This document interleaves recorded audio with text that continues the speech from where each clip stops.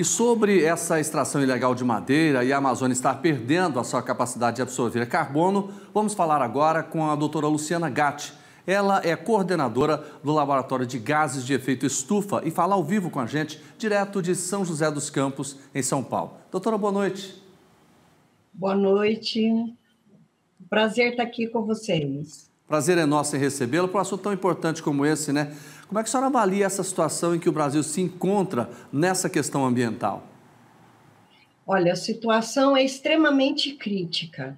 O ano passado, nós publicamos um estudo de 9 anos de medidas com avião, 600 voos de avião com mais de 12 coletas cada um, mostraram que a Amazônia já tinha virado uma fonte de carbono e que o problema maior é o desmatamento, que faz com que exista menos água sendo lançada na atmosfera, então isso faz reduzir a chuva e aumentar a temperatura, principalmente na estação seca.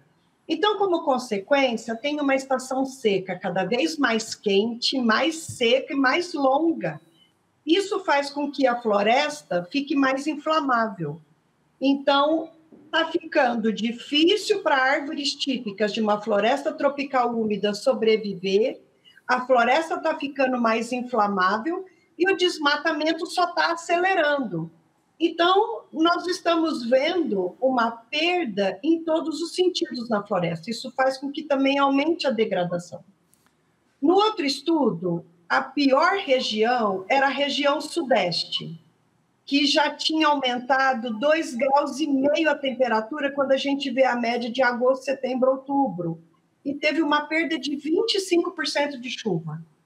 Agora nós estudamos 2019 e 2020, comparado com esses 9 anos. E nós tivemos 3 péssimas notícias. A primeira, a Amazônia dobrou as emissões de carbono nos anos de 2019 e 2020, quando a gente compara com aquela média, e o desmatamento foi perto de 80% de aumento. Em segundo lugar, a outra péssima notícia é que antes o lado oeste da Amazônia, que era neutro, que a floresta conseguia absorver praticamente a mesma quantidade que as atividades humanas jogam na atmosfera, agora, com esse tanto de desmatamento que foi para essa região, que antes era mais preservada, também passou a ser fonte de carbono. Então, essa é a segunda péssima notícia.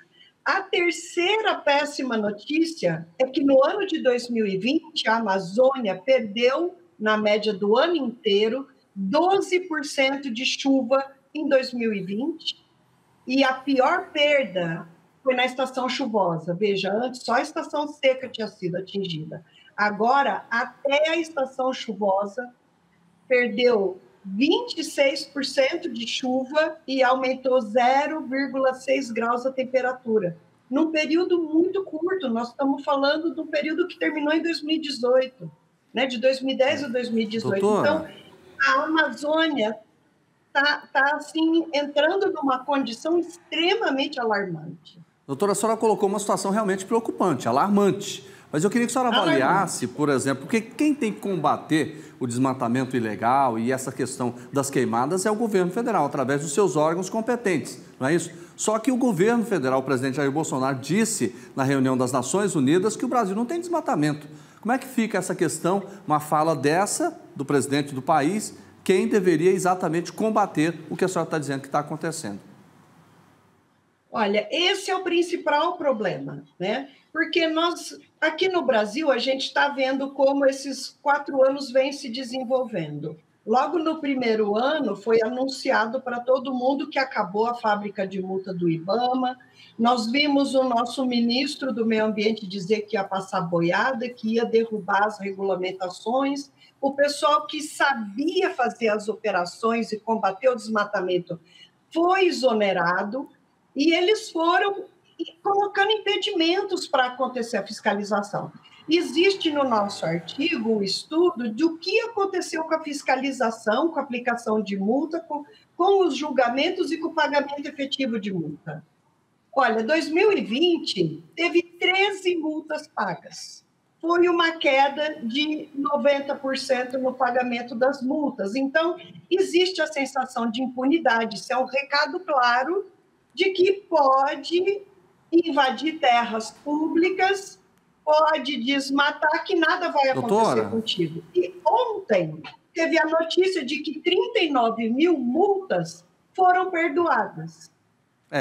Situação realmente muito complicada. Eu quero agradecer a senhora pela avaliação. O mercado o tempo inteiro é favorável, né, a não fazer nada, deixar o pessoal desmatar. Isso é muito preocupante.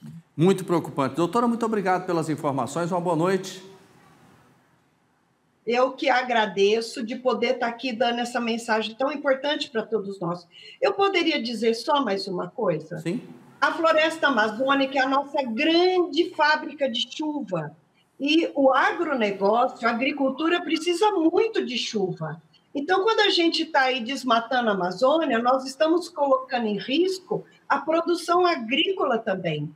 Entender isso para poder planejar o futuro do país é extremamente importante, né? Então, a gente precisa desse conhecimento para traçar uma estratégia para, inclusive, pensar nas mudanças climáticas que já chegaram, né? E que vão comprometer já bastante a produção agrícola. Então, a gente precisa usar o conhecimento para tomar as decisões certas. Tá certo. Muito obrigado pela participação. Tenha uma boa noite.